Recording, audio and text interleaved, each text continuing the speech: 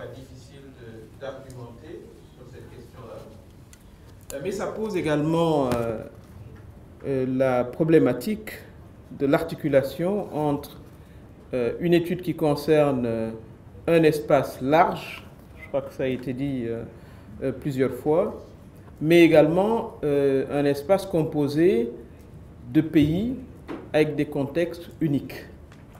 Donc l'articulation classique entre le global et le local va se poser à l'étude, parce que la mise en œuvre des recommandations ne se fera pas dans cet espace global, il se fera pays par pays. Donc comment l'étude va adresser cette dichotomie me paraît être très très important.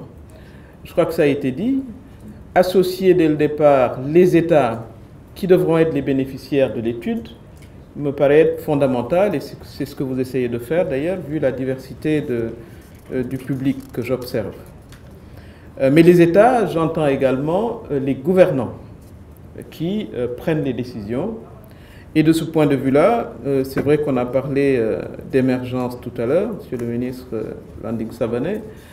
Je pense qu'il va falloir factoriser cette réalité dans l'étude. Ça va devenir les cadres de référence de la plupart des pays du Sahel, en tout cas celui que je connais le mieux, le Sénégal.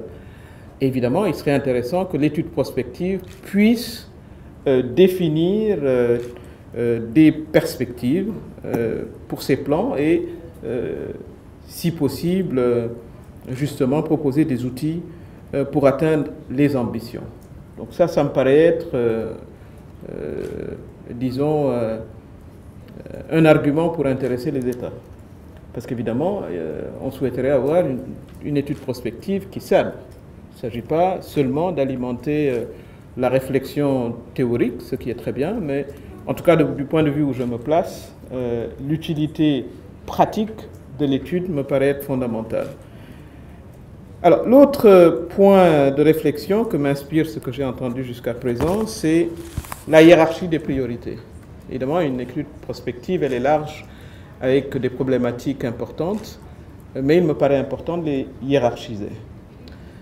Et ce qui me paraît fondamental lorsqu'on parle du Sahel, parce qu'on l'a expérimenté il n'y a pas très longtemps, c'est la question de la sécurité, qui risque de remettre en cause même l'existence des pays et des États qui composent cet espace géographique que vous voulez étudier.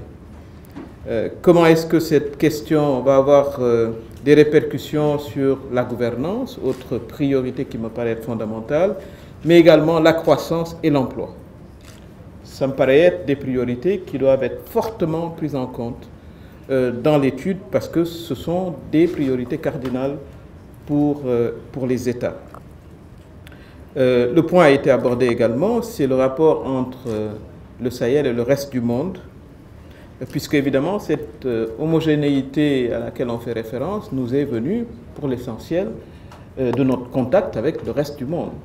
Si nous sommes à majorité musulmans, c'est parce que l'islam nous est venu de l'extérieur.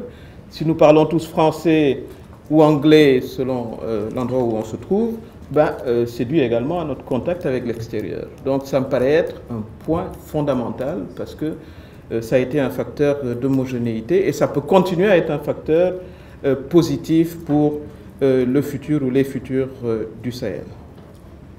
Autre point qui me paraît être important, c'est l'objet ou les cibles des études. Moi, j'entrevoirais deux cibles essentielles, ça c'est une évidence, la palissade, ce sont les jeunes et les femmes. Les femmes parce que c'est un potentiel sous-exploité, et on ne peut pas parler de croissance démographique dans des espaces très pauvres, en retard, si plus de la moitié de la population est maintenue dans un niveau de vulnérabilité et d'oppression. L'étude doit absolument pouvoir adresser ces questions pour que justement on soit dans des conditions de rattrapage de ce retard. J'aime bien souvent l'image de ce marathon où certains coureurs se tirent une balle dans une des jambes. C'est la catégorie des femmes qui, dans le Sahel, on le sait, continuent à mourir en couche et sous-éduquées, etc.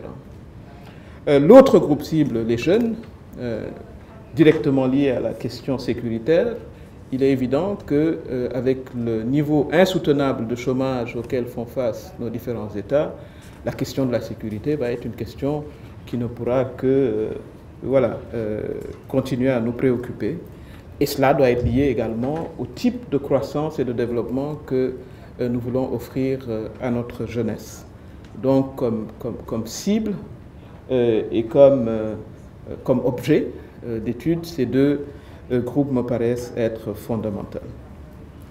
La question évidemment de l'environnement, allons-nous continuer à exister ou allons-nous tous nous replier de plus en plus vers le sud?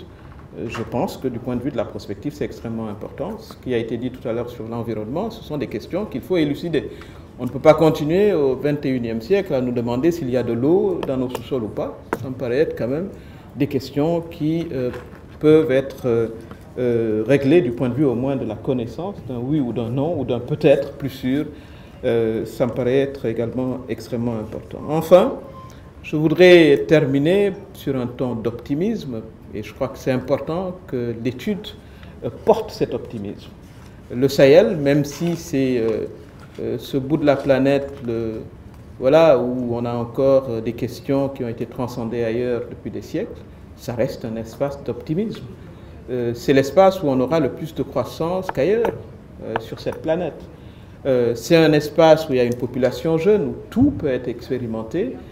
Et je voudrais que cet optimisme-là puisse être insufflé à l'étude, parce que très souvent, Sahel rime avec désastre, guerre, Ebola. Et je crois que ça, c'est également un défi majeur de l'étude, de montrer qu'il y a de grands domaines et raisons d'espérer pour le Sahel.